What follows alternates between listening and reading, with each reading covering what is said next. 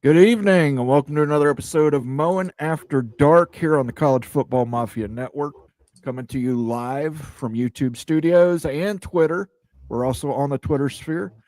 Just a reminder, if you are watching on Twitter at some point tonight, we would appreciate it if you would jump over, give us a like and subscribe.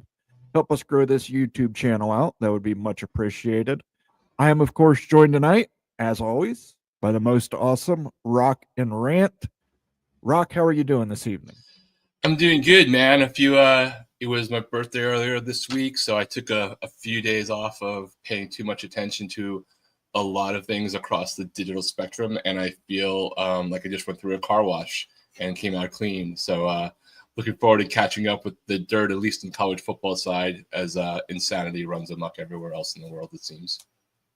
Absolutely. So, yeah, I got a birthday in 1 week. So, I don't know if I'm going to be here next Sunday, y'all. So we'll see what the schedule portends. But just give you that. It depends upon how many super chats you get and how many bottles you can use with that. Depends on if somebody's got something planned for me. So, just that's a programming note. We're going to talk tonight about the Pac-12. We know Greg tried to go live a couple times tonight. He had some internet issues. We can touch on some of the stuff Greg touched on, but I really want to get into the Pac-12 stuff because this is blown up. This is snowballed over the last 24 hours. So I'm going to play some video clips. I'm going to read you some Twitter posts.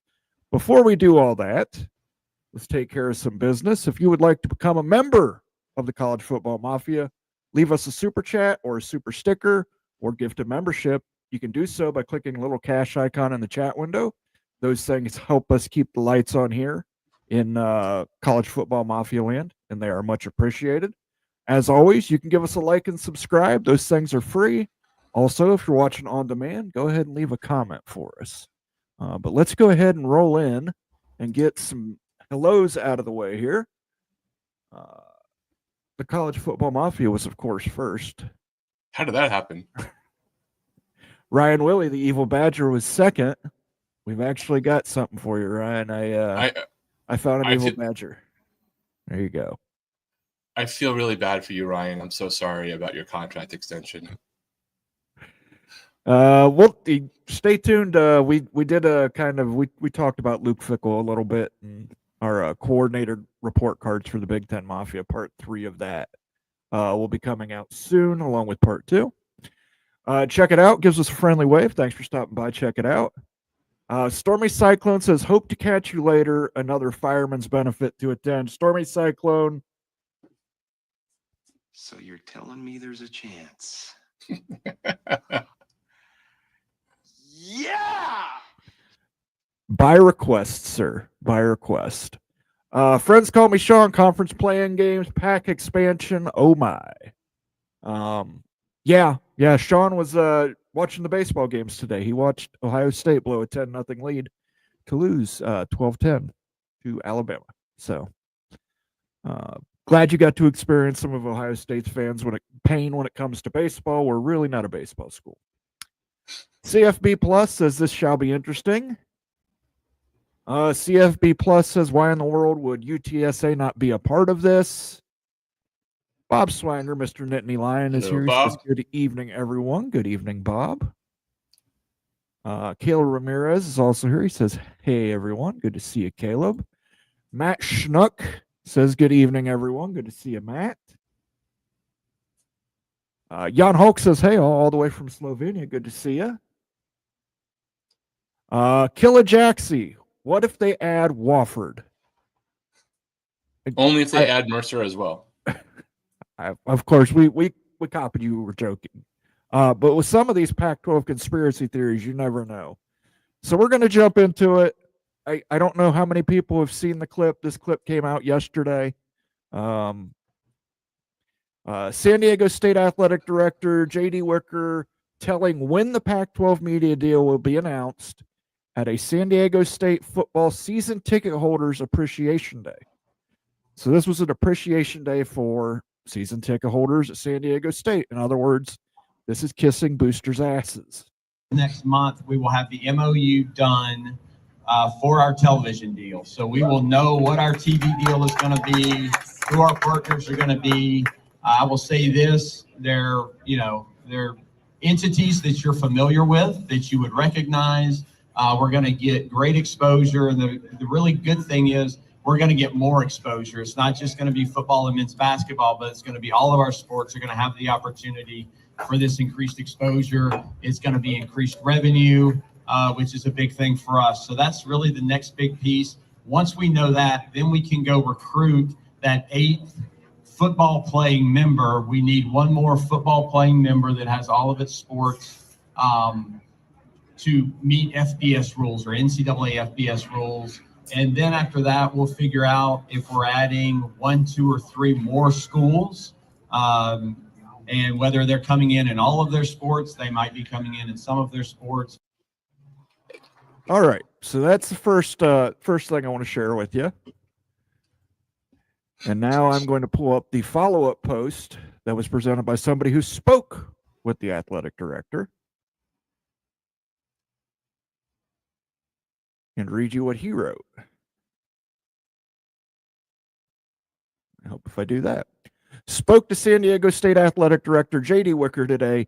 He said media deal to be done by end of March. 8th member to be added at that time before next 1, 2, or 3 schools are added by end of July. And there won't be any surprises with the expansion teams. This comes from SD Jace. If you guys want to follow him on Twitter, he says that this is what he talked to him about. This is not on camera. But from this, all this stuff that's happened, Pac-12 Twitter has blown up over the last 24 hours. Let me tell you what's happened. Memphis, Tulane, and USF have somehow all been confirmed to the Pac-12. Texas State has been confirmed to the Pac-12. They're getting a media deal that's guaranteed to pay them each $10 million a team, with traditional ESPN partners and, all this stuff. And again, rumors are running wild in the Pac-12, and I see a lot of Oregon State and Washington State fan accounts pushing this. And it has to, I have to remind these people, this is the same San Diego State athletic director that pushed San Diego State to leave the Mountain West the first time because they were guaranteed a slot in the Pac-12 that was definitely going to exist, only for him to have to crawl back to the Mountain West and ask them to let him back in.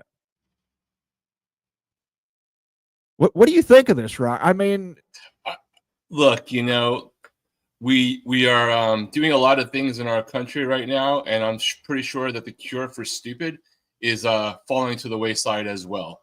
And I think anybody listening to that guy is listening to somebody who clearly has not learned his lesson, right? And, even if every single thing he said was true, he's the wrong person to be out there ahead with the message. 1, historically; 2, as a newer member; and 3, in front of all other bigger programs. If SEC is going to leak something, it should come from Georgia or Alabama, right? Not Vanderbilt, as an example.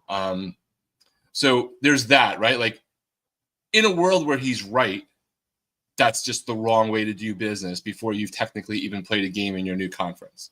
The only thing I thought that you could take from what he said that you can take to the bank is that they do, in fact, need one new team by whatever it is, June 1st, July 1st, whatever that exact date is, in order to be a viable conference in the eyes of the NCAA. So one way or the other, whether they're taking 1 school, 4 schools, some community college that they're going to bump up to Division I, and they're paying their vote, like, they will have another school, whoever that is. But the rest of it, and even the $10 million, like, most people, professionals in the space have basically estimated the Pac-12 deal, when it's all said and done, almost regardless of who the 8th and or more members are going to be, is probably going to be in the $8 to $10 million range.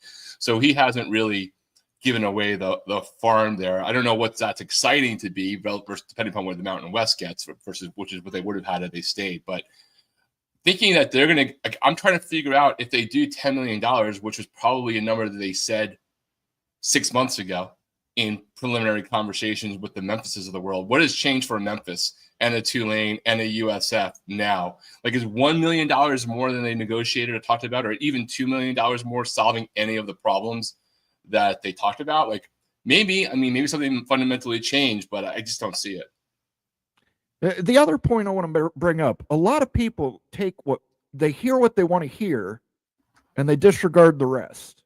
What the man said is, we're going to have a memorandum of understanding by the end of March. The media partners will be familiar. We're going to add an 8th team around that time. And then we'll decide if we're adding 1, 2, or 3 more teams. How this became, suddenly I'm seeing posters for welcome to the Pac-12 Memphis, next year's Pac-12 championship game, Memphis versus Boise State. I think people are, especially Oregon State and Washington State fans, you guys have been through this once before. Exactly. Let George Kliavkoff do very similar. I mean, Bob Thompson, friend of the show, said it great this afternoon on Twitter. He was talking back and forth with friend of the show, Immaculate, and he said, this guy sounds just like Georgie K. It's, we haven't decided we're going shopping there yet. And this is something, when all that went on with the Pac-12 and everybody left and Oregon State and Washington State were left behind, it was the Big 12 hope that they were going to be invited to the Big 12, and then the ACC hope, and then it was, we're creating a new Pac-12, and we're going to get Memphis, Tulane, and USF. They made a run at them, did not get them. So I just hate to see them keep falling into the same trap. They're getting false hope. People are pumping up that false hope. And it's just going to lead to a lot of people being upset and crushed when these things don't actually happen. Because, the number 8 school is probably going to be Texas State, maybe UTSA, and people still keep telling me Sacramento State is still in the running. Right. So, the 8th team, I don't know is going to be a blockbuster team, but basing what the AD said, and he's saying this to boosters, trust me, I'm a booster. I know what they say to boosters to get them to continue to keep their wallet open and buy season tickets and donate money and give to the Alumni Association. I know all this. This is pure, he wants to feed them red meat, and that's what he's doing. He said, hey, we're getting a media deal. He didn't give the dollar amount, so I'm not going to criticize the AD for that. But again, how Pac-12 people, just chill. Don't take every little thing you hear and extrapolate it into the great Eastern migration where you're taking the 3 top schools from the AAC. I also find it a little foolish to take it from an AD who took San Diego State out of the Mountain West once before. Right. He had assurances that the Pac-12 was going to remain intact and he was going to be a new member of that Pac-12. So I don't know. It seemed a little odd to me. I'm not a fan of it. I'm not a fan of Twitter going nuts and saying, well, this definitely means this is going to happen, and let's run with this narrative and keep pumping it up. It got really bad last night. But I've still seen it today. Yeah, I'm sure. Look, I know how brutal it is when your team, your school, your conference is in a little bit of uncertainty. So I understand the angst around it, but that's what happens. When you could have prevented this to begin with and gotten in that team when you made the move, right? Like, you could have done the right thing by UNLV most likely at the beginning of this, and none of this ever happened. So, it's not necessarily the rest of the people who are joining the conference's arrogance, but it's clearly some issue needs to be pointed towards the management of the conference, whichever way you want to direct it, on how this process has been done, because you shouldn't have made the move without getting to the minimum conference viability from day one. Yeah, no, it's been botched from day one. But again, this campaign of false hope, I don't think, and great hope's a great thing. Hope you guys get Memphis, Tulane, and USF. Don't paint it as an eventuality. And I think there's a lot of people on Twitter right now painting it as an eventuality. Yeah, like people are painting the House settlement as an eventuality because it was given a preliminary agreement. Like, I'm not one of those people who thinks the House settlement is definitely going down on April 7th. It could very well be, and this whole thing that he talked about could very well be doing that too. But I think it's unwise to assume that. And he should not be the person doing it. CFB Plus wants to know, what is the AAC making right now? $7 million a year. I think they're making more than that. And they don't have travel costs of moving all the way from southern Florida to play in the Pacific Northwest for every sport. The same with Tulane in Louisiana and Memphis in Tennessee. I mean, the Memphis AD couldn't have been more explicit. He does not want to put his other sports, because he's the athletic director for everything, onto 2-stop commercial flights, including some of the coaches of the most winning programs he has, even though they might be able to afford, flying charter for the basketball and football programs. So unless something fundamentally changes, I'm not sure how that changed for Memphis. Now, if PAC was able to go out and get $12 to $15 million, then I think you get to like neutral to plus territory, like neutral in the sense of like, hey, maybe it's a wash, but there's a halo effect, right, of the size of the conference and the access, maybe perception of a better football conference, that I would get. But that's the thing that seems like the wild card. But if the AD there is saying like 10 million, maybe he thinks it's going to be more than that because he's probably giving a lower figure. But until we know, we don't know. Yeah, and keep in mind, too, there's still this huge amount of money out there that's tied up in a lawsuit where they're trying to dodge paying the Mountain West. So it's not like they could take that slush fund and just say, hey, Memphis, we'll go ahead and cover your travel costs for the next 5 years. Here's an extra $15 million. Or Tulane or USF, they've got to keep in mind that money is still out there. And I, for one, think they're probably going to have to pay the Mountain West that money. I don't think there's legal argument that it was a contract under duress is going to hold much water. BYU football, this is like deja vu. They can't get out of their own way. I agree with you.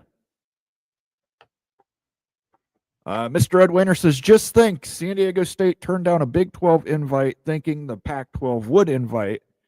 They not only did that, they actually left the Mountain West Conference believing that the Pac-12 invite was coming and that the Pac-12 was a covenant of 9 remaining schools, and Oregon and Washington weren't leaving. So was the SDSU to Big 12? Is that, I honestly can't remember anymore because there's just been so many cycles of this Ferris wheel. Was that a definite thing, or just I don't like a think very there was strong ever rumor? I doubt there was ever a formal invite, but I'm sure Yormark talked to him. I'm sure. Yeah, of course. Illini Ted says San Diego State is a brand new PAC member. The only ones that probably should speak for the conference, at least for now, are OSU and Wazoo. Yeah, or I disagree with you. Yeah, or maybe you could argue Boise, because it's the premier football brand, whether anybody likes it or not, right, in the conference, but they didn't. And you may even argue, if you want to have a basketball argument, that Gonzaga, but they're not even party to some of this stuff. So it's a little wild. Like, it's just a mistake. Even if he's right, it's still a mistake. Yeah, and he said 1, 2, 3 teams, but those could be basketball only members. Those could be completely basketball member. Yeah, how this became Memphis, Tulane, and USF, I will never know. T-Mac says they never got a Big 12 invite. They had conversations for half sure. Maybe it was the wrong move.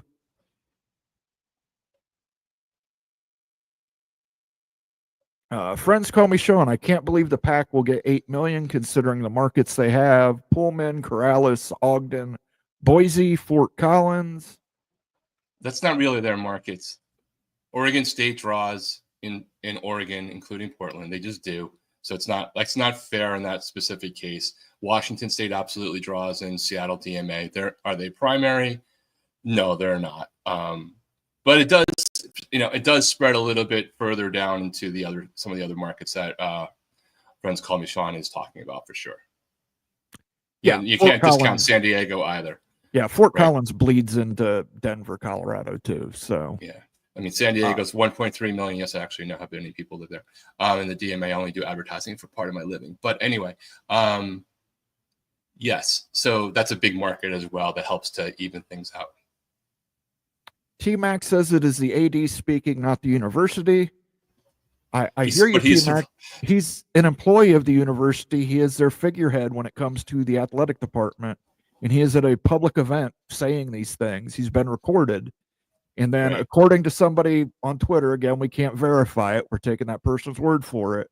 He then spoke to them off of stage and reiterated all these things. So maybe Yeah, the university needs to get their AD under control. Most big organizations like that. I mean, granted, it may have even been, because I know T-Mac pointed out that it was like a private event to boosters. Any comms team, any communications PR team for any university worth their salt, any organization, any company knows that the minute you talk to more than one person in a room, you have to assume it's going out, right? Unless there's strict legal penalties from there. And to think that talking to, I don't know how many boosters there were there, 20, 30, 50, whatever, that it wouldn't leak out. And it could have even leaked out from him, by the way. Like, people leak their own stuff all of the time. But he's an authorized senior executive, the most senior executive of the athletic department. And you just have to be conscious of like who your audience is and that the leak could come out. Yeah. And trust me, I'm sure there are more videos than just that one. But in the day of age where everybody's got a high quality camera on their phone and access to 5G internet on their phone, that stuff's going to get out there. Stormy Cyclone, thanks for the sounder. Put this toward Becky's GoFundMe moped. Sure, we'll do it. We'll even get a little ramp built, and we'll see if we can't jump that sucker for you. And I'll give you a chance one more time since So you you're requested telling it. me there's a chance. And this is just to be clear, like our conversation about the Go ahead. Our conversation about the athletic director just speaking at this particular moment on this issue is not like, hey, San Diego State is not worthy of being in the Pac-12, maybe even the Big 12, maybe even the old Pac-12 before it fell apart. That's not what the conversation really is. It's just a matter of like, do you really want to have this get out there from that source at this time, from somebody who previously was at least part of a strategic error, right? That could have cost the university a lot at the time. And should it not come to pass, like it's a pretty big credibility, like just internally, if it didn't leak, if you said that at that group and then it didn't happen, you now will have had like the second sort of thing like that to your biggest boosters, theoretically, if that's what kind of meeting it was. Your credibility only goes so far. So if it doesn't happen, it's a different problem internally, at least. Absolutely. And I'm going to throw this link out here in chat. If anybody wants to join us, you obviously don't have to turn your camera on. But if you want to join us, talk about this, we'll do a little open lines tonight. Obviously, we can disagree without being disagreeable. This isn't a yell at each other kind of show. We're chilling out. We're going to drink a little whiskey, and we're going to talk a little Pac-12 realignment or lack thereof. Mr. Hooja, Ricky Tungate, Denver University to the Big Ten helps the 4 new members travel. I assume you're talking in the hockey program. Absolutely. If those teams decide to do a hockey program, I know Oregon committed to buying or building a hockey arena at one time during negotiations with the Big Ten. Washington had discussed doing using the Kraken's arena. So, teacher, I don't disagree with you, Ricky. I think it's a great idea. I'd love to see more teams in the Big Ten play hockey. I'd like to see more teams in the Big Ten have wrestling teams. So I'd like to see a lot of things in the Big Ten, and I think we can get it done with the right leadership, which we have, and the proper amount of money that we have. So we shall see. CFB Plus. All right. CFB Plus, you're on the line. What do you guys say, brother? Hello. I don't really have too much to say other than I just don't really think that Memphis, Tulane, and USF are really on the table. at this current moment for the Pac-12. And if they were, I think UTSA would be in that conversation. I don't know what the value is compared to Texas State, but if I were to guess, my gut reaction is that UTSA is more valuable. But I don't know. That's something for the TV people to decide.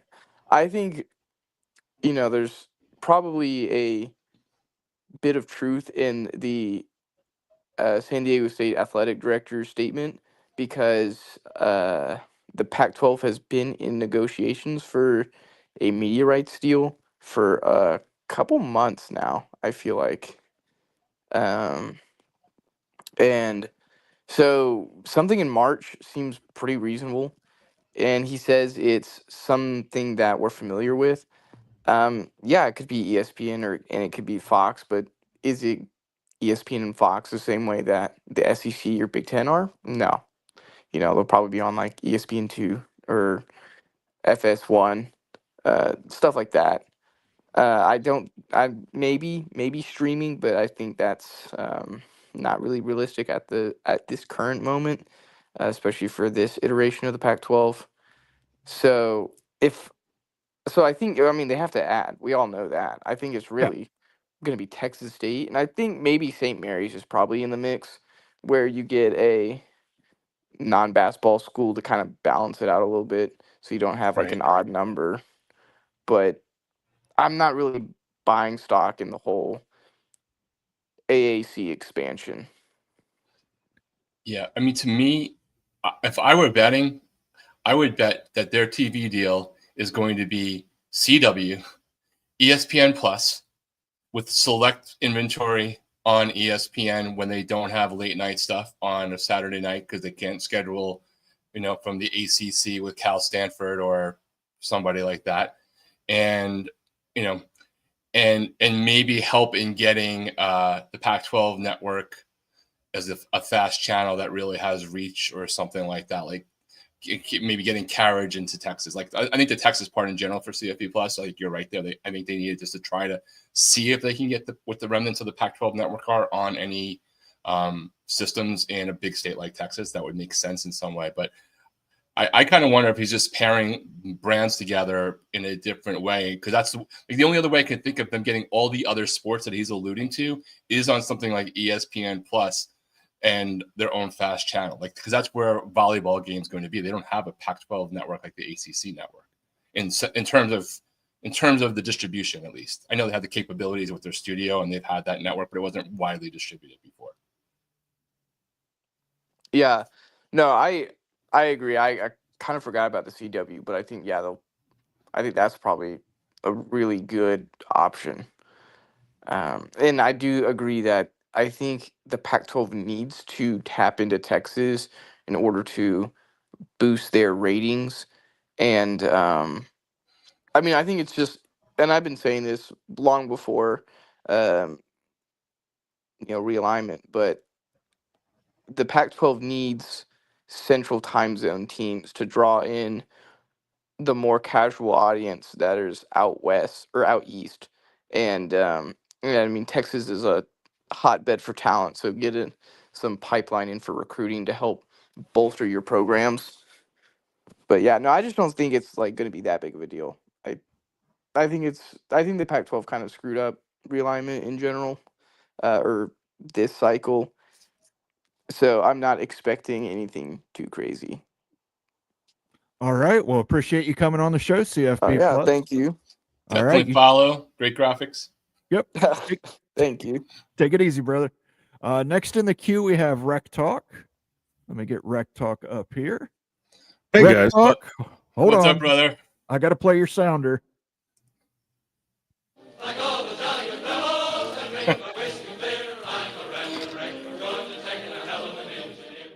Hey, man, you got me set up here. You're the man. See, it just takes one visit, and then he spent months figuring out how to hook you up. Plus the Georgia Tech drinking song, we need it. That did so much for my ego, and I need my ego fed at all times. But I think I have some out of the box suggestions in conference realignment. I've got two teams that I think would be a great fit. Number one, Ole Miss, because Lane Kiffin has bitched for however many months in a row now about their non-con schedule. So he can go ahead and go over there, and they don't have to worry about their playoff woes. They'll just make it every year. Number two, Alabama, for the same reasons. But they would win every Okay. game by 20 in the Pac-12. Well, I think that this would make everyone happy. That conference would get quote unquote elite teams and these coaches, including old Alabama Jones. Did you see that, man? He got like super butthurt by a comedian for calling him out. Yeah, No. it's Shane Gillis. It was before the Notre Dame game. When I he want to said they say. paid players, because, you know, Alabama never paid a player when Nick Saban was there. And Nick was super pissed, and he was like, "Whoa, hold on there, Alabama Jones," because he had this Indiana Jones He had his Indiana hat on. Jones hat on. Yeah, so I think that would solve a lot of issues. Also, Florida State would probably be a great contender. They want out of not only do they want out of the ACC, they declared a date they were going to get out, and now are pretending that they never did that, even though it's in legal documents. So I just don't know why people aren't talking about these teams more. You know, sometimes you just have to have gone to like a massively smart engineering school to put all these pieces together. And that's where you fit in better than almost anyone. I was on campus today, and I did witness a Yu-Gi-Oh tournament going on. So the nerd is strong there still to this day. Well, don't worry, I'm not Rec Talk. making that I'm up sure either. I'm sure they're going to clip this video and repost it on Twitter as Georgia Tech Insider predicts next three, guarantees next three expansion targets for the Pac-12. I mean, sure I that's can gonna only happen. imagine the guy who runs like CFB Mafia editing would probably do that if he was wise. Yeah. I think I just might make my channel about that, and then hey, super secret insider, and then I'll invite Rock and Ran on to say the things I told him to say. There you go. So that You could be like Absolutely, you sir. could have like your alt personality of like Georgia Tech addiction. Yes. Kind of like, didn't Garth Brooks have an alternate like personality and published an He did. album? He Like did. just It was did. called Chris Gaines.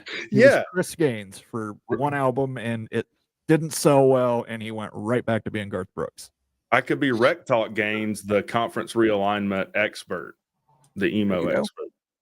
Well, I won't take up any more of your time, guys. I appreciate you having me on. I mean, I don't know how much more friggin' wisdom that I can pump into a few minutes there for you. But All right. We appreciate you coming on, Rec Talk. Thanks, man. Ramblin' Rec from Georgia Tech. All right. Next up in the queue is our friend Stormy Cyclone. Stormy Cyclone, can you hear me, brother? Yes, I can. Can you hear me? We can hear you. Yes. How are you doing today? I'm good. I just got back from my other fire department, the other side of me, so they had a little benefit. And just curious. I don't know a lot about this Pac-12 thing, but I'm thinking maybe they should just get the bare minimum they need, and probably add some of them basketball things going, you know what I mean? Like St. Mary's, maybe even San Francisco, you know what I mean? Teams that add value in that sport, because in another 5 years, it's going to be like scrambled eggs again. You know what I mean? And they might pick up some ads at that time, but I think at this time, just take the baby steps. And I don't know what you guys think of that, but and the other thing I want to talk to you about, this would be number 2, is the Big Ten SEC meetings. And you know, I know the Pac-12 it'd be beneficial that, you know, I don't know if they would schedule them with the Big Ten and SEC. I mean, I don't know if, you know, if they're willing to do that. You know, I hope Iowa and Iowa State continues, but I'd like to see Iowa State play some locals around here, like a Nebraska or Missouri again, you know, old Big 12 rivals. But I'm just curious if they're just kind of waiting around also, that after these meetings and the ACC and Big 12 maybe have a scheduling agreement. I just want your thoughts on all these ideas I just was thinking of. Okay, well, let me start with the first part first. Yes, they should add basketball-only schools. They should only go to 8. The issue is people out there peddling false hope that somehow What the AD said was a guarantee that Memphis, Tulane, and USF are definitely coming to the Pac-12. He never said that. He basically said we might expand by 1, 2, or 3 more teams, but that was only after getting team number 8. As far as the SEC Big Ten Scheduling Alliance, I actually put this to Sergeant Pickles today. He is the man with the scheduling matrix. He loves to do schedules. I put the challenge to him to create the perfect college football schedule to include all A4 conferences, Notre Dame, and G6. And what I mean by that is protecting rivalries, for example, the Cy-Hawk Trophy, Iowa, Iowa State. But then Iowa would also have to play an SEC team, and Iowa would also have to play a G6 team, probably Northern Iowa, or I don't know what some of the other smaller schools in Iowa are, but one of those smaller schools in Iowa. And then also try and maintain that through Kansas, Missouri, the SEC, Big Ten, basically scheduling with each other and scheduling with the Big 12 and the ACC to create these traditional protected rivalries. Could it be done? I have not heard back from Sergeant Pickles yet. We shall see if that works out. But I said it, I think Friday. I love the idea of the Big Ten and SEC doing a scheduling agreement with the Big 12 as well, because there's so many, you're right, there's so many old rivalries that Oklahoma, Nebraska, Colorado, Oklahoma State. There's lots of great rivalries that we just kind of lost. Kansas, Missouri. Great rivalries. What do you think, Rock? I have, and I don't normally have a contrarian take just by default with you or anything like that, but I have different take on both sides. So first, it's not even necessarily different. It's like if X, then Y kind of scenario. So for the Pac-12, I think they need to find out what available and gettable school, not just available, like for the something you can't get, what school and how much, right? And that's your baseline. And then if I were them, I would add on the football side any other school that is probably not additive, because we're basically just saying whatever school will get you their top money. But if any other schools are like within, they won't get you 10 million, but they would get you 9 million. So everybody's share comes down a little bit. I would get every other school that's football worthy within reason. That's within like 10% of your best case scenario, because strength in numbers is going to matter in 5 years, because they're most of these schools are unlikely to be part of the omelet. They're likely to be left as part of the scrambled eggs that are left over, right? So you want to have as many eggs available to sustain if and when that happens. Like some schools might make it to the call, but like I think you have to plan for the worst case scenario. And then the basketball side, I think you just figure out whoever is going to get you more shares. And, you know, whether you're already taking a couple with Gonzaga, potentially St. Mary's, with Grand Canyon, right? You've already done that kind of stuff, or with Grand Canyon, Mountain West. I can't even remember anymore. But I agree with that. I love your idea for scheduling agreements with the Big Ten, SEC, and the other conferences to protect the rivalries. That's what I would like to see. But depending upon how many at-larges are available and how both of those two power conferences decide to do things, there's an argument that, yes, their network partners might like to see, after they do the Big Ten versus SEC schedules, that will get more TV ratings, making their deals more valuable. That still applies even to, you know, schools beyond the Florida State, Miami, Clemson, Colorado zone, right? Which are all in the ACC and Big 12 are clearly, at least currently, a step ahead in TV ratings. That's not like a ego. It's just numbers. It's straight numbers. It's a very big gap between the next two, at least last year.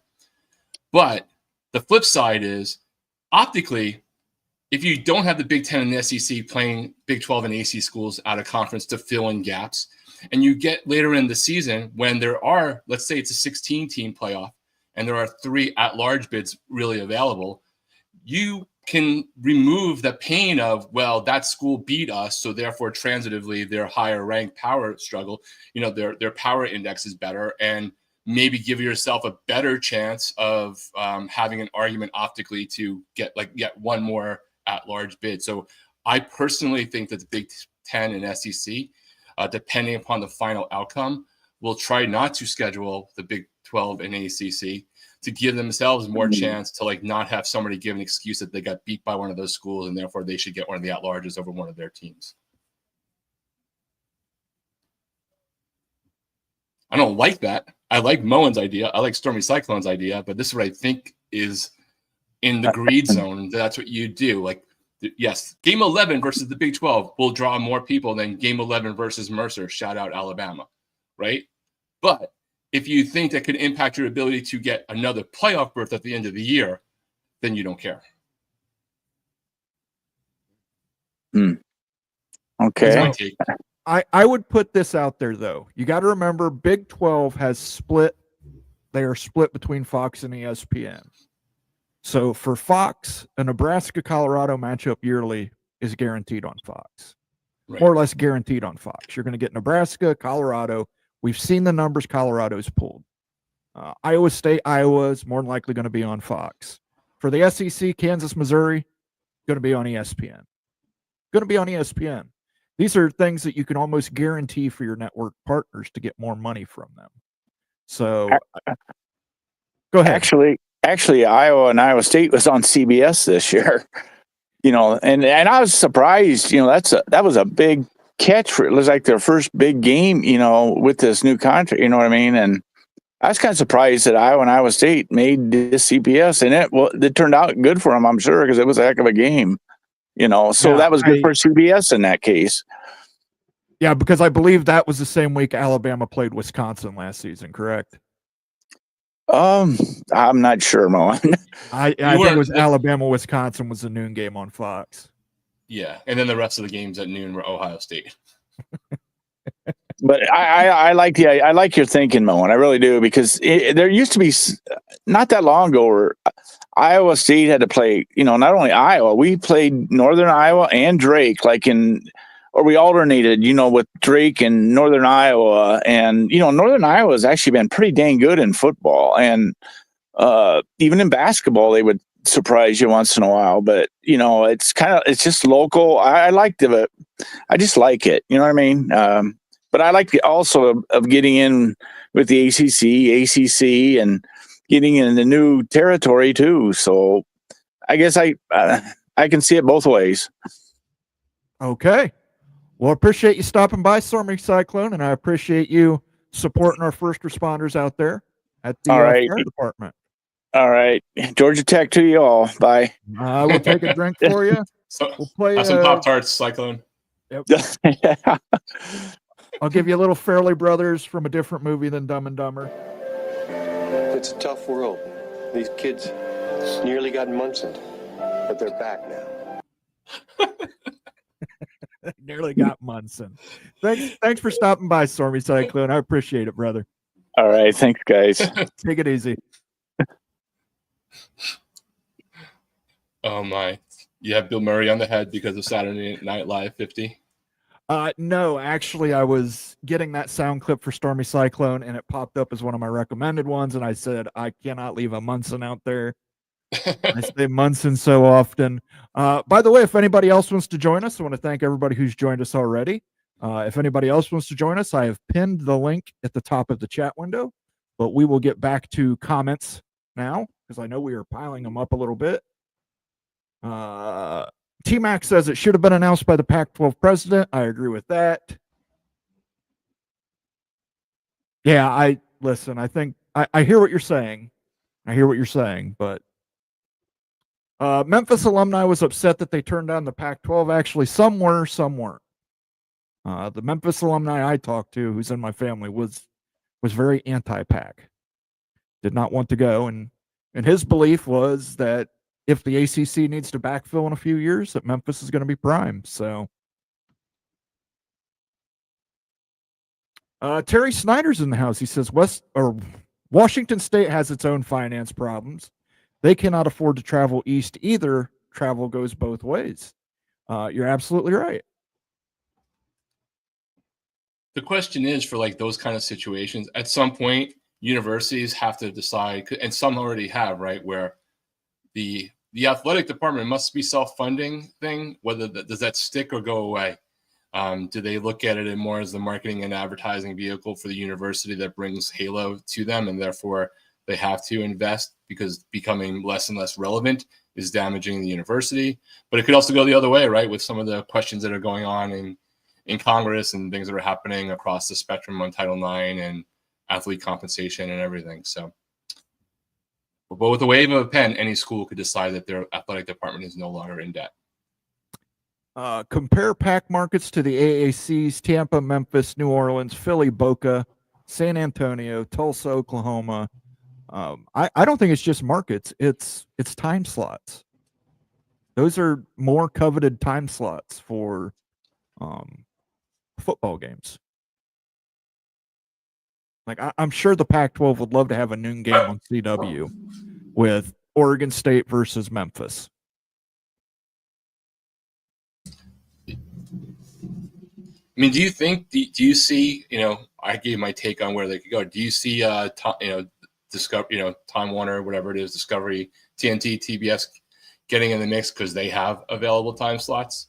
And yes, they got some stuff from the Big 12 through ESPN coming up, but they also have stuff for filling up all of. Yeah, they also have stuff for the Mountain West though still.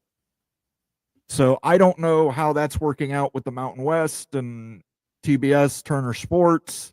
I think CW is the best bet. I think it gets you the most exposure. I think even if you've got to take a little less money for it, I'd rather be cheaper on CW. Because like you mentioned, broadcast. Stormy Cyclone mentioned, 5 years from now, listen, guys, the Pac-12 and Mountain West are not going to be the same conference as they are now. At some point, one of them is going to crumble. They're probably both going to crumble, and they're going to reorganize with the best of the best from both of those conferences. At that point, somebody's going to get left out. Who that is, I don't know. Utah State, maybe. Utah State might be on the outs. If they can get, bring Mountain West can bring along Northern Illinois and maybe another MAC school in Memphis and Tulane and USF, and you have an entire Eastern Central Division to mix with the best of the West schools. I mean, somebody might get left behind. Wouldn't shock me. Air Force goes to the AAC. Yeah, that's the one I was surprised that they stuck because there are just so many obvious reasons for them to do that one. Did Air Force lose like 10% of their team? Well, they don't ever have to worry about the transfer portal anyway. They don't have to, right? Big 12 has looked at Gonzaga, Memphis, and UConn as options. The Big 12 is still looking at UConn as an option. I know Big 12 fans probably don't want to hear that, but it is the case. Killer J. Also, it wouldn't be really good for like the Pac to invite Memphis, USF, and Tulane, and would mess up the conference in a way. You mean like they did before? Absolutely agree. Travel was going to be an issue. Just ask Cal and Stanford. And if you believe that SMU being there in Dallas has somehow alleviated that travel, it has not. Was I like in one of those dream sequences of a movie when they basically invited all of those schools anyway, like less than 6 months ago? I think you were probably in a dream sequence. Well, not you, you're West Coast. I was in a dream sequence when they were playing Cal, and it was like 1:30 in the morning here. When Miami played Cal there in that thrilling game. San Diego State made the Sweet 16 last season and played for the national championship. They're a premier basketball program. Nobody's denying that. But football drives the dollars. 80% to 85%. I remember that one year also being a premier basketball conference, and now I woke up in the Miami winning like 2 games in conference 2 years later. So enjoy them when you have them, whoever you are, whenever you get them. Rec Talk says, youngsters have been teaching me their language. Well, good for you, Rec Talk. Here I just thought Rec Talk only spoke like COBOL. Yeah. He probably knows the secret handshake, too. The grip of the youngsters. DFL says, I really wish the Cal and Stan stayed. They were never going to allow that to happen. They would never allow themselves to be left in that conference. They had to get somewhere where the academics were what they believe on par with them. You never would have got their noses down far enough to sign the contract. Let me put it that way. I mean, think of Cal as a really specific example. Can you imagine if they had stayed? I wish they would have stayed, like just traditionally, right? Like I wish the Pac-12 was still the Pac-12. So that's like a totally different conversation.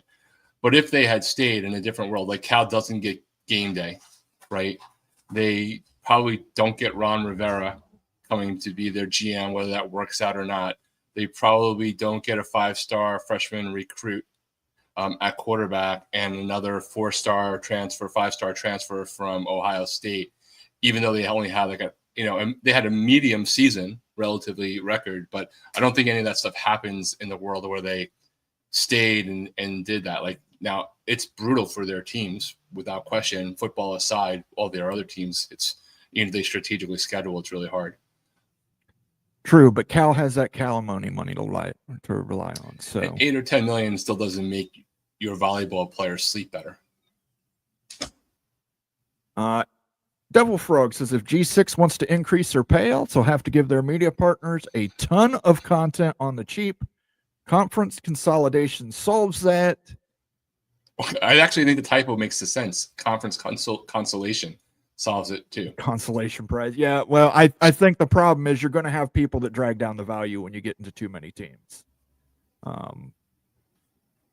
Like I'm sure there's teams that the Pac would jettison right now if it meant getting Memphis, USF, and Tulane. Yeah, every conference has their Wake Forest. I don't mean disrespect to the university institution, but like their TV ratings and in terms of football. Everything Texas State, laughing my ass off at UTSA having value. They are broke. Students turn down an increase in athletic fees. Their non-football schools are on welfare. Texas State just increased. Good news, everybody. In the members only section, I believe Wild Ute University covered this. Who is the best candidate in Texas for expansion? I believe it's for the Mountain Western Pac. So if you're a member, go check that out. If you're not a member, consider becoming a member. You'll find that in our members only section with close to 50 more videos with deep analytics, including models and algorithms that are proprietary to Wild Ute. If you want to become a member, just click on that cash icon. You can also leave us a super chat and a super sticker that way. And it helps us keep the lights on here. Helps us keep doing these fun things. Plus, Texas, UTSA never had Kathy Ireland kicking for them. So, did I miss that reference? That's a movie reference, right? It's a movie reference. Scott Bakula at quarterback. Come on. Yeah, Scott Bakula at quarterback. I'm trying to remember the name of the movie. I'm blanking out in the moment. Was it Unnecessary Roughness?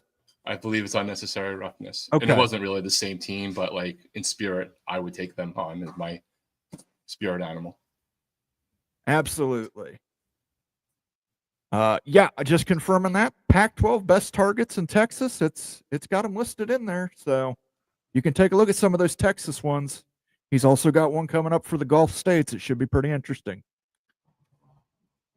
UTSA is 54 miles from Texas State, so they basically are in the same San Antonio-Austin market. UTS is a commuter school, while Texas State is more of a traditional university with an on-campus stadium.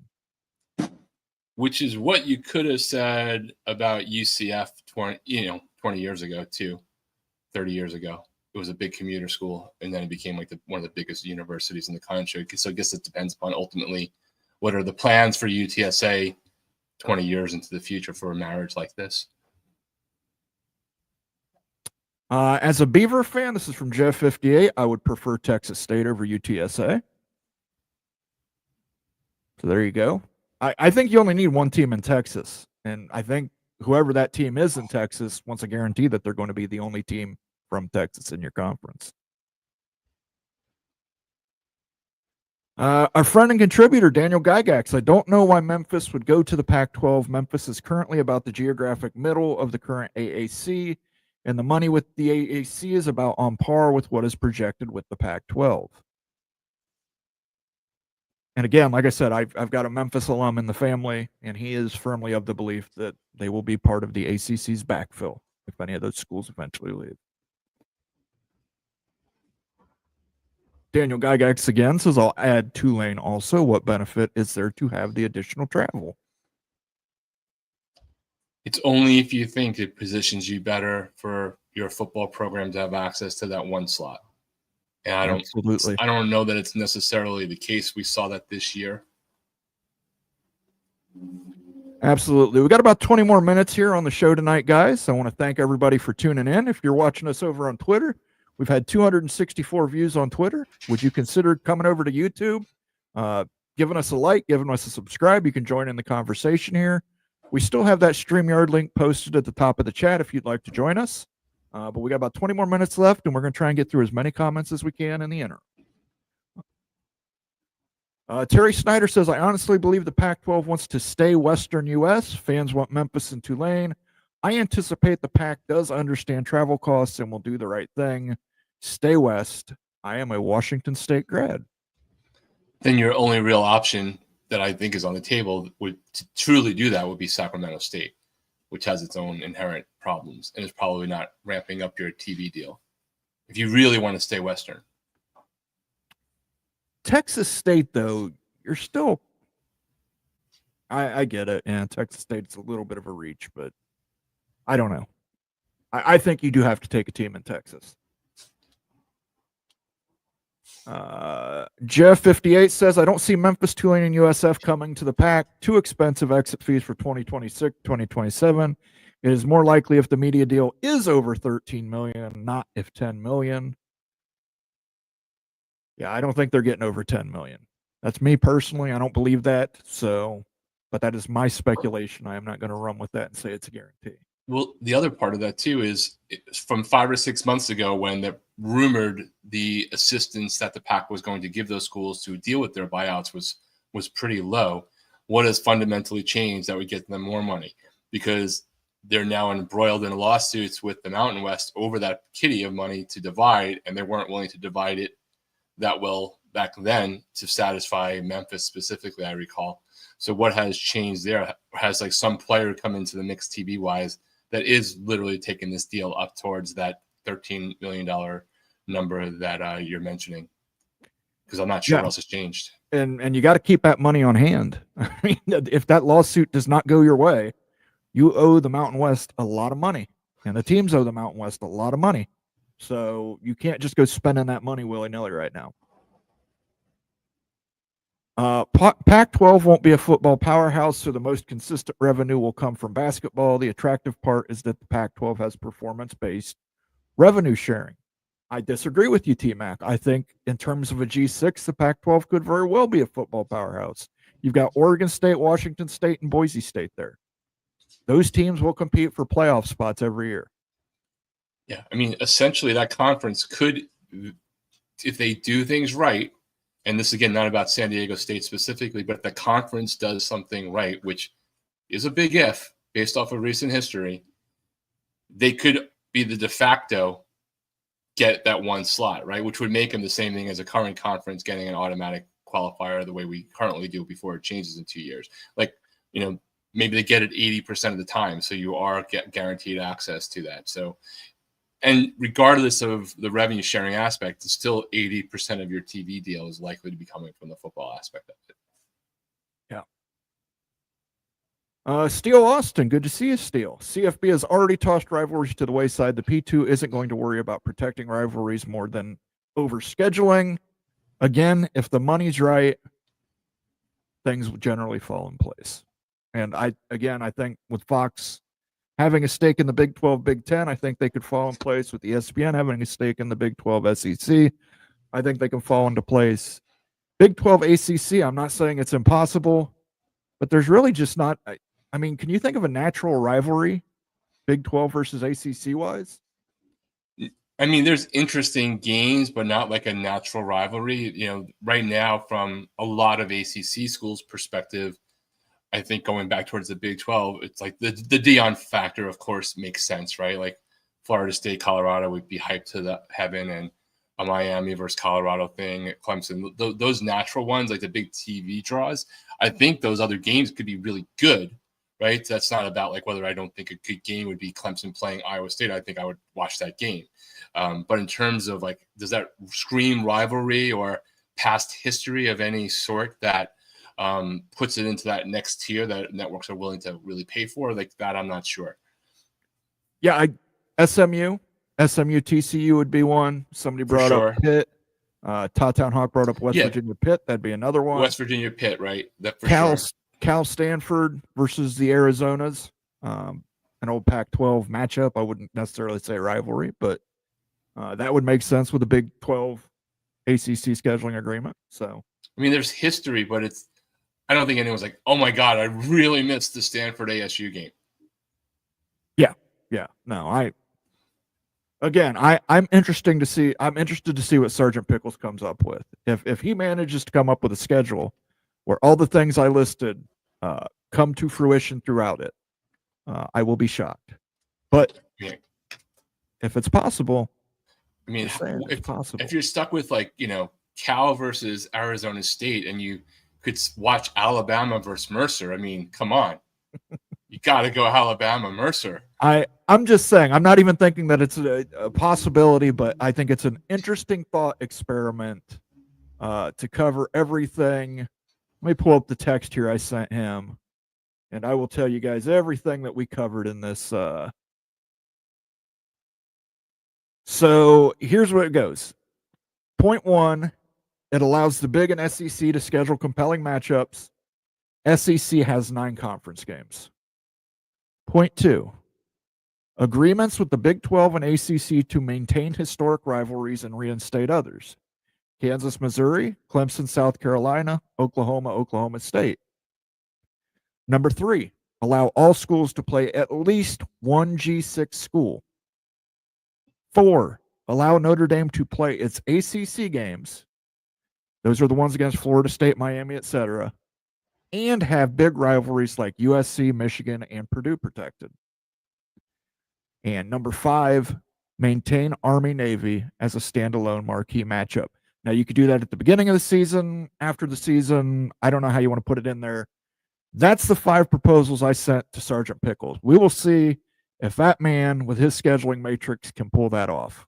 I don't know that he can pull it off, but if he can, it's a hell of a thought experiment. It's a great think tank here at the College Football Mafia. And it will comprise the entire mathematics SAT in 2027.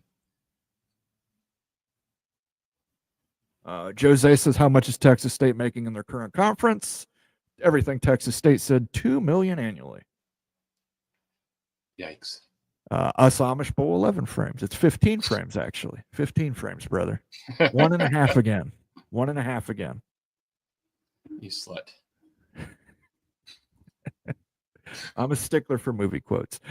Gifted memberships from our friend Earl Carr. The College Football Mafia memberships have grown.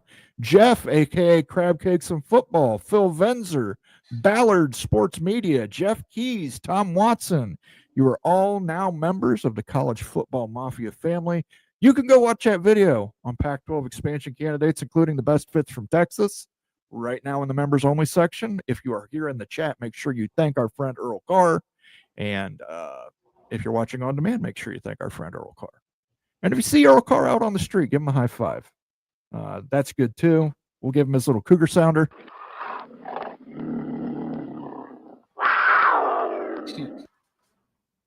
And he likes the milk sounders. So they've been sucking you, and you're sick of it. I get it.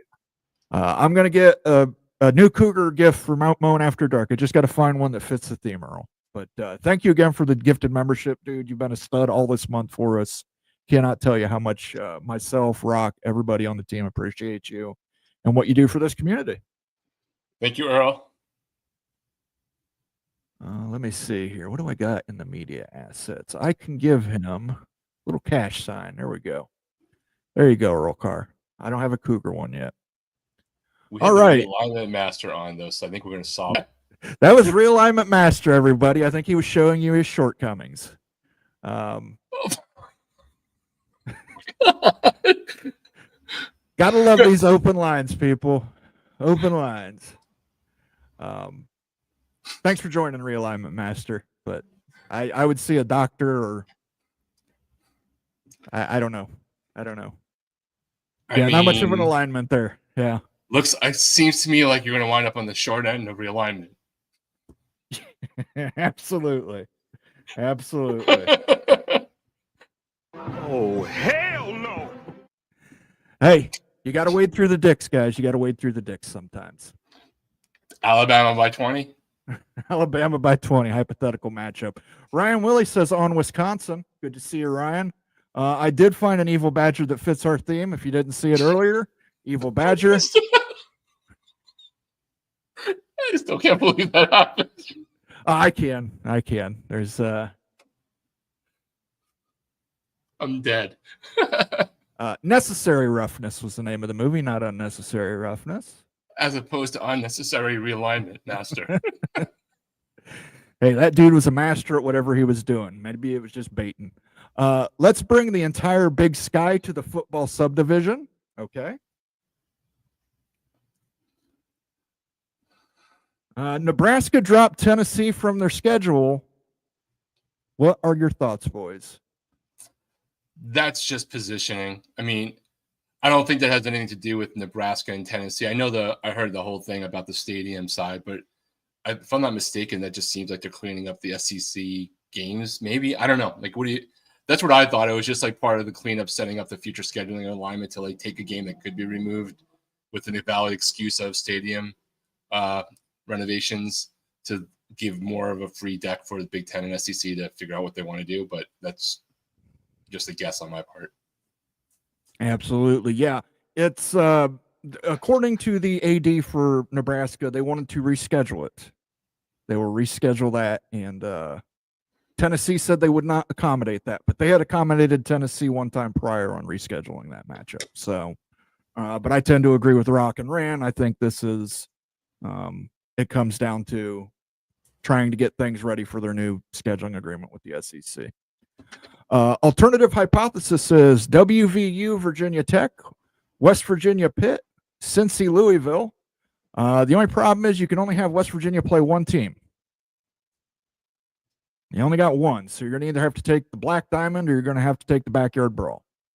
Yeah, like the only thing, I think there are some really good matchups, but like you're going to want to have, let's say you do that, you're going to want to have West Virginia Pitt every year as like their one thing, right? Like you're going to want to preserve that rivalry, even though, oh my God, I just had PTSD seeing somebody else pop up into the sounds there. But there, there's just, I don't know, it makes a lot of the other games like potentially less interesting, but they're still better than most of the games those schools would schedule without that scheduling agreement between those two conferences. All right, Daniel Gygax, what do you have to add here? I'm afraid. No, no, trust me. I'm not taking my shirt off. Sorry. Okay. The shirt wasn't. The shirt wasn't. I was worried about, brother. The shirt wasn't the issue, man. I know. The one big thing that I thought is that why is San Diego State's AD talking out of turn? Shouldn't that have been done by the Pac-12 main office?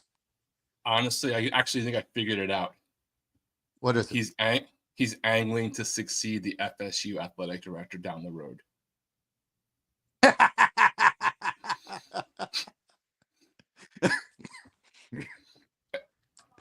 That okay. That's the only one I got for you. I'll buy that.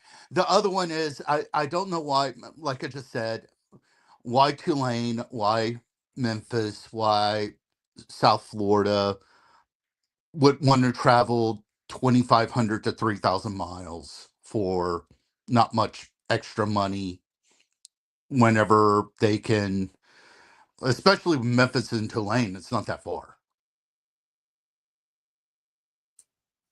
Yeah, you got to add in the fact too, Memphis, Tulane, and South Florida, they're going to be playing some hellacious night games. Remember when Rutgers had to play USC at 11 p.m.? Yep. Rutgers time? Oh, yeah.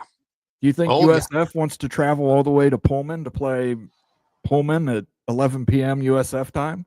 I don't think so. No. And I mean, well, WVU played Arizona last year at, I want to say it was a 10:30 kickoff East Coast time. That's just the way Miami conferences are going now. Thing. Yeah. Miami Miami played just down the road in Berkeley. Yes. What was the kickoff on that? It was 7 or 7:30 Pacific slot. That's what I thought. I was trying to remember which one it was. This is one of those two. And that's just how the world's going to work these days. I mean, yeah, but that works for A4 conferences. I don't know it's going to work for a G6 conference. It's not. I mean, I remember you did the numbers on it, and he showed that True TV number. That True TV number is awful. I think the best game that they had was, I want to say like 90,000 viewers. I can't remember the exact number. It was awful. Yeah, they did not get good games. They did not No. have good games to carry. That's why I said CW makes the most sense as a media partner for me. Well, CW, they went all in with NASCAR, and last week they had a really good number, but that's Daytona, but it still was the most watched Daytona Busch race that they've had in like 15 years. But yeah, but they've like got a it's, 75% clearance. I mean, it's still over the air. oh yeah. I mean, they're in every market in America. What was it, like 96% or something like that? Households have CW. I Yeah. mean, it's high. And I remember myself and you, we were trying to find numbers on how much CW was paying Washington State and Oregon State, and those numbers were tough to find. We think that they're just doing it for the cost of the broadcast, to bring the broadcast crew in. Yeah. I think you take a little less money if you're going to get that kind of exposure and just go with the CW. Because Exactly. 5 years from now, look, if you're right, the omelet's going to break, somebody's going to get left behind. I think having a relationship with the CW is going to benefit whatever conference ends up surviving on the West Coast. I'm really shocked that there's going to be 2 West Coast conferences, G6 conferences. Just due to the fact we saw the WAC fail. The Pac-12 tried to reform. They still don't have an 8th team. I don't think that they're going to find an 8th team soon. They have to. They literally have 3 months. I know.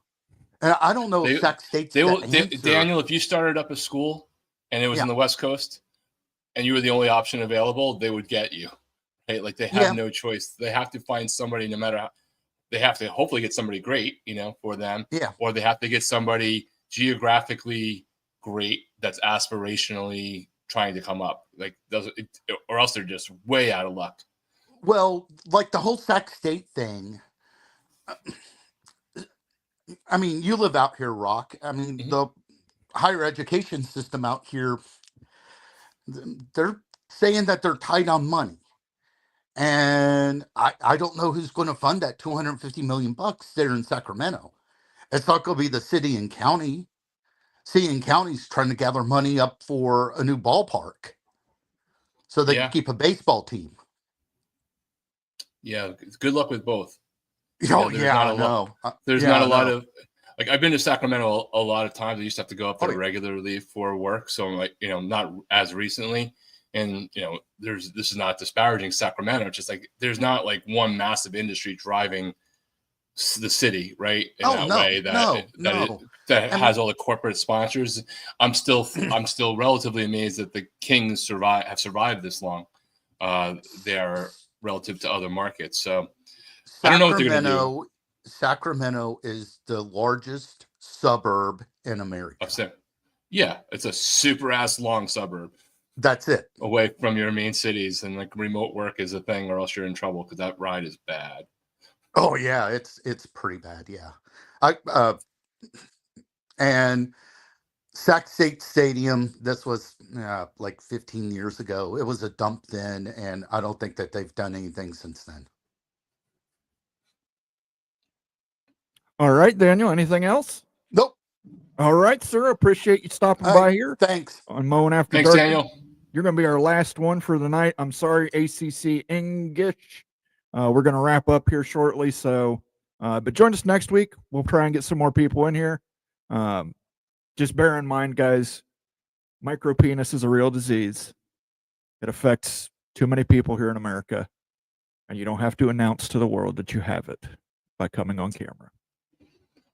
Yes, and there are tools out there to IP detect, I'm told. Yes. Moen's on it. The Mafia Hitman is coming. I get a sounder from Porky's. Have you seen this prick? Ryan Willie, Nebraska is running scared. Badger sound.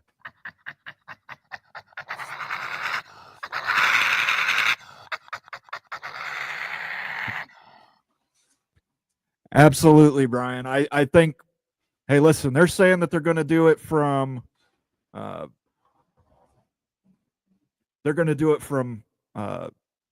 realignment or for scheduling purposes. They wanted to push it back, but I tend to agree with you. Maybe Nebraska's running a little bit scared.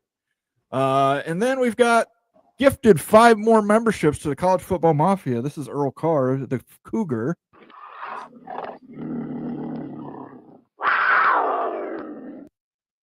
And we will let this man cook. He's been cooking all night. Let him cook. Let him cook now. Let him cook. I said, let him cook. Let's please hope that Microman did not get one of them. Well, I don't see Realignment Master in here. DX Helto, Cranky Tiger, Big Ears Bo, Free West, Jose were all gifted memberships by Earl Carr. If you're in the chat, I see Jose is. He's already thanked Earl for that. Absolutely thank Earl Carr for that. If you're watching on demand, by all means, leave a comment thanking Earl Carr for that.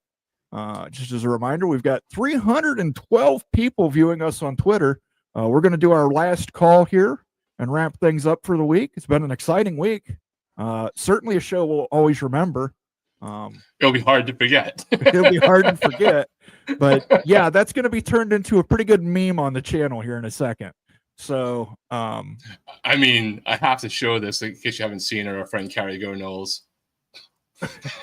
Growers, not showers. Yeah, definitely. I don't think that guy's a grower either. But you know, it is what it is. Earl Carr, thank you for the 5 memberships. Carrie Go Knowles, thank you. You're an absolute legend for that comment. Let me see here. I think I played all the new sounds. Oh wait, I didn't. Here we go. I don't make the rules, ma'am. I just think them up and write them down. Thank you again, Earl Carr, for all the gifted memberships you've contributed. We've probably unlocked some new emotes, so I'm going to get some milk emotes made. We might get one of our friend Realignment Master made. It'll just be a microscope. It'll be a microscope, and we'll just call it Realignment Master. So you just need to have like the, it has to be like Lake Placid sound. One of those slide whistles. All right, let's do our last call here. What do you have for us, Rock and Rant, for your last call this week? I mean, I'm so thrown off that I guess I just have to say, everyone gets upset about conference realignment and what is not happening. Don't show everybody that you're a dick. It's true. Yeah, I don't know what to say. I really just don't know what to say. I am flabbergasted. I would never imagine somebody would come on the internet and just show their dick. I thought this was a place of higher class than that, but I guess he saw the show as Mowing After Dark and he wanted to show us mowing. Yeah, but you never saw. It wasn't growing, and it was never Hugh Hefner. It was never Hugh Hefner that they showed. Absolutely. I'm going to take this stream private for a couple hours. I will go ahead and put a microscope over that so people can't see that baby penis. But I want to thank everybody. I want to thank everybody for joining us tonight. No, trust me, Bomber will have to tell you that story. We had a worse one than that one time. But thanks everybody for joining us here on this Sunday night. We will catch you next Sunday at 7 p.m. if we're still around. Trust me, if it was circumcised, it'd probably been even smaller.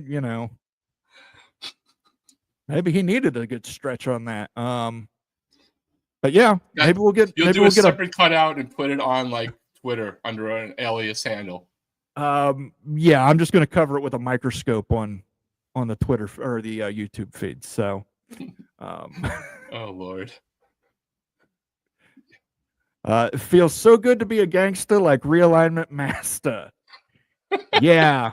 I'm dead. I'm just dead. Listen, man. I'm a loss for words. Thank God Becky wasn't on for that. No, I think Becky would have got him a lot worse. Trust me, Becky's a tough girl. She would have. She would really emasculated that poor guy. She would have run a moped over that tricycle multiple times. Yes. that little swizzle stick. All right, guys. So thank you everybody for tuning in. We will catch you next Sunday. Same College Football Mafia time, same College Football Mafia channel. Next show is going to be Tuesday at 8 p.m. with Bomber. I do not know who his guest is yet, so keep an eye on him on Twitter at Big 12 Mafia. Again, if you're watching us on Twitter, come on over, jump over, give us a like and a subscribe. I want to thank some people for their generosity tonight. Stormy Cyclone, Ricky Tungate, Earl Carr, Ryan Willie. You guys did so much for us tonight. You helped us make it rain, and we'll hit you with a little cash sign. Thank you so much, guys. We will catch you next week.